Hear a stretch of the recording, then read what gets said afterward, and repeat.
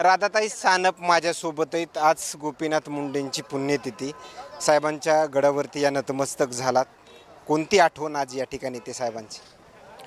मुंडे साहेबांच्या अनेक आठवणी आहेत.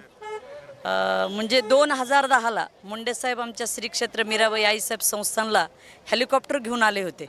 मी जेव्हा एकदा मुंबईला साहेबाकडे गेलं आणि साहेबाला म्हटलं, साहेब जसे भगवानगडावर मुख्यमंत्री आले तसे आमचे मुख्यमंत्री तुम्हीच आहात, याल का साहेब? पण आमच्या छोट्याच्या संस्थानला सुद्धा साहेब आले. हे साहेबाचं फार मोठेपण होतं. कधी साहेबांनी किंवा तुम्ही साहेबांसोबत कधी जेवण्याचा वगैरे योग आला किंवा साहेबांना नेमकं जेवणामध्ये काय आवडायचं असं काही एकंदरीत कधी पाहायला मिळालं? हो आला. साहेबांसोबत बऱ्याच वेळा जेवण्याचा योग आला. आमच्या संस्थानला साहेब आल्यानंतर सुद्धा योग आला. साहेबांना बेसन, वांग्याची भाजी आणि तिळाच्या करंज्या आवडायच्या. हे साहेबांनी तिळाच्या करंज्या वगैरे आमच्याकडे खाल्ल्या. आणि मी मुंडे साहेबाच्या फ्लॅटवर गेल्यानंतर मुंडे साहेबांच्या पत्नी वहिनीने पण सांगितलं की साहेबांना हे जेवण फार आवडतं.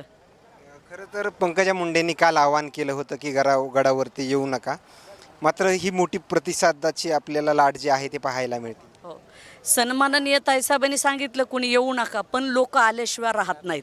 कारण एक आहे, आता आषाढी जवळ आलेली आहे.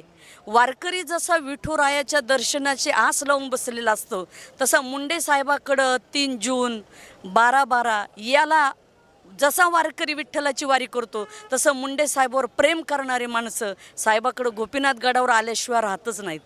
ओके, धन्यवाद. हे होत्या राधाताई सानप आणि त्यांच्या आलेल्या प्रतिक्रिया मात्र काय सांगून जातात हे नक्कीच समजलं असेल. मात्र प्रत्येक मुंडे भक्तांच्या चेहऱ्यावर एक वेगळा तेज जे आहे ते आपल्याला पाहायला मिळतं. या गडावरती नतमस्तक झाल्याच्या नंतर आणखीन काही नवीन अपडेट्स मिळतील का, ही पाहणं तेवढंच महत्त्वाचं ठरणार आहे. कॅमेरामॅन सोबत सूरज मीडिया, गोपीनाथ गड.